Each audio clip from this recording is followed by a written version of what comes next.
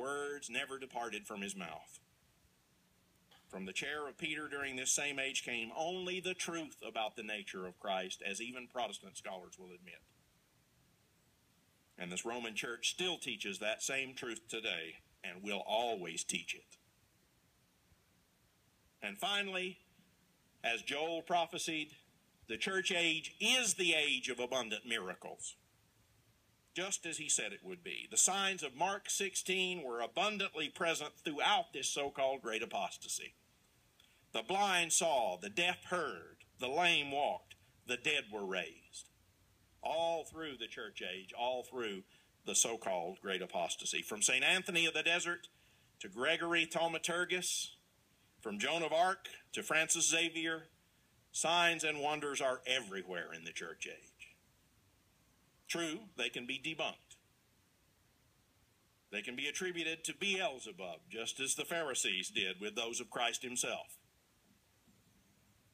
The very year that Luther was in Germany preaching that miracles have ceased in the church age, Francis Xavier raised a dead man to life in front of 40,000 witnesses at the very same time. Where's the great apostasy? What am I saying? Look for proportion. Look for health. Look for common sense.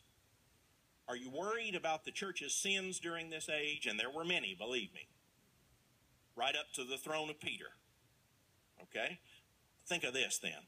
If you're worried about this, I challenge you to think of this. If the sins and failures of the church's leaders during this time disqualify the Catholic Church from being God's anointed household, then so do Israel's much greater sins and failures disqualify her from having been established by God, which I know none of you believes.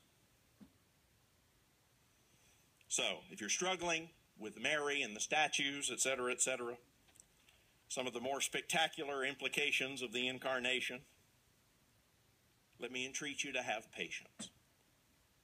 The greatest champions of orthodoxy against paganism in the age of Constantine were also some of the greatest champions of Mary, of relics, of statues against the iconoclasts. Have patience.